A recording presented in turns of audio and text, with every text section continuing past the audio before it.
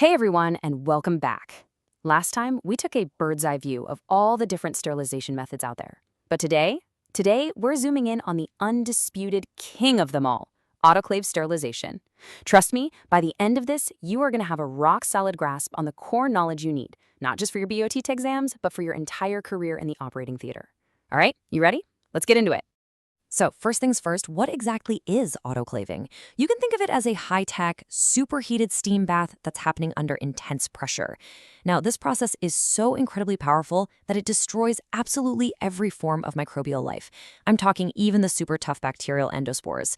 That's why it's become the absolute gold standard for sterilization in operating theaters all over the world.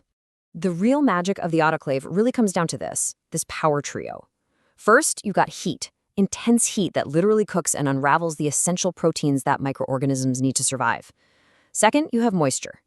The steam is a fantastic conductor, efficiently transferring that lethal heat into every tiny crack and crevice. It's something like 1,000 times more effective than just using hot, dry air.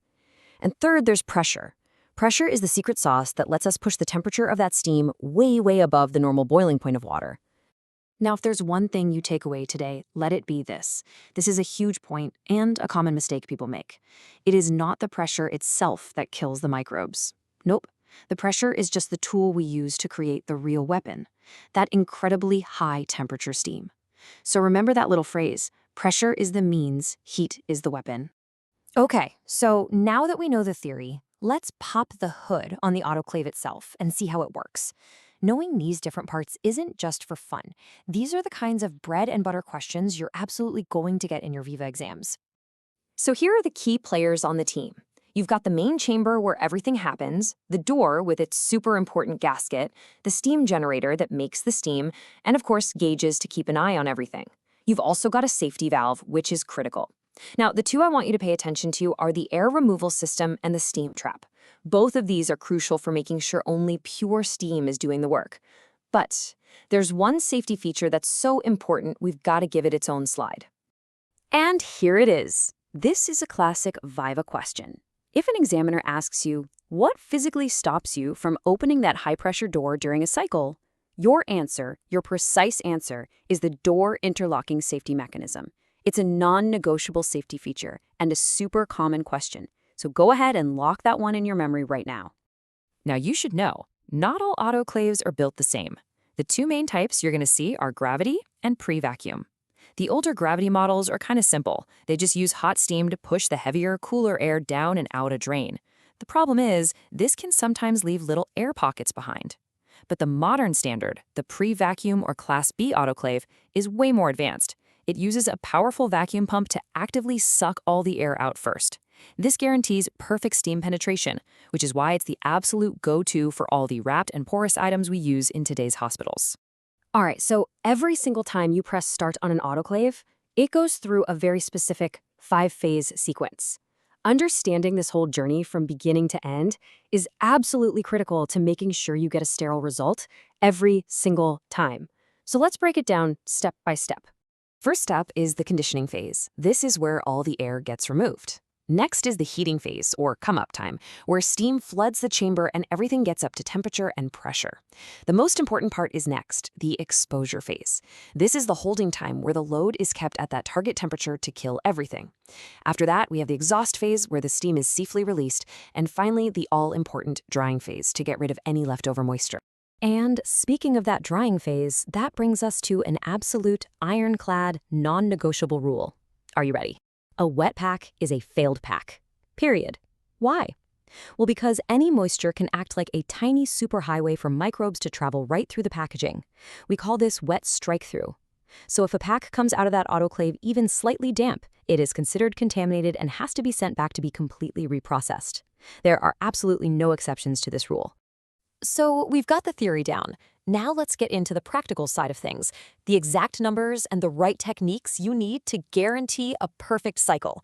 This is where your hands-on skill as a technician really shines.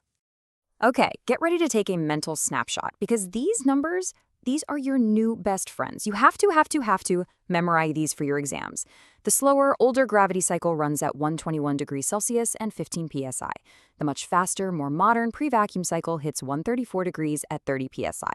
And here's a little trick to remember them. 121 is slow and low, 134 is fast and hot. You know, running the perfect cycle means nothing if the steam can't actually get to the surfaces it needs to sterilize. This is why loading is so incredibly important. You always want to leave space between packs for steam to circulate.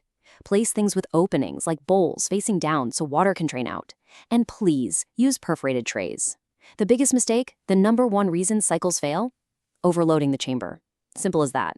Okay, this cycle is finished, the machine beeps, but how do we actually know that it worked? How can we be 100% certain that every single dangerous microorganism has been completely destroyed? Well, that's where indicators come into play. They are our proof. We basically use a 3-level system to verify everything. First, you've got your mechanical indicators. These are the gauges and printouts from the machine itself that tell us if it ran the cycle correctly. Second, we have chemical indicators. These are the little strips or tapes that change color to show if the right sterilizing conditions were met inside the actual pack. And third, the big one, biological indicators. This is the gold standard, where we use live, super-resistant spores to prove that the cycle was truly lethal enough to kill. Okay, let's put a spotlight on one very specific and very often misunderstood chemical indicator, the Class 2 BOTT test. Now listen closely. The BOTT test is not a test for sterilization. I'll say that again. It does not tell you if something is sterile. Its one and only job is to check if the pre-vacuum autoclave's vacuum pump is working properly and removing all the air from the chamber before the steam comes in.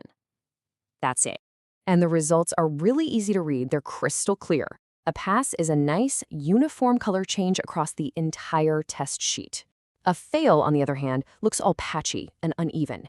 That patchiness tells you that air got trapped in the chamber. And if you see a fail result, the action is immediate and simple. Do not use that autoclave. You take it out of service right away and report it for repair.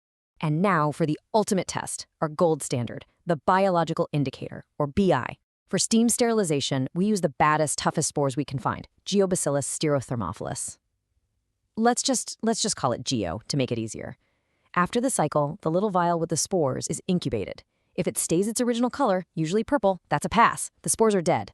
But if it turns yellow, that means the spores survived and started growing. And that, my friends, is a fail. You know, knowing how things are supposed to work is one thing, but knowing what to do when they don't, well, that's what makes you a real professional. So let's run through some common failures and the daily checklist that will help you prevent them in the first place. Think of this slide as your quick reference troubleshooting guide. If you've got wet packs, the most common cause is overloading, and your action is to reprocess the whole load.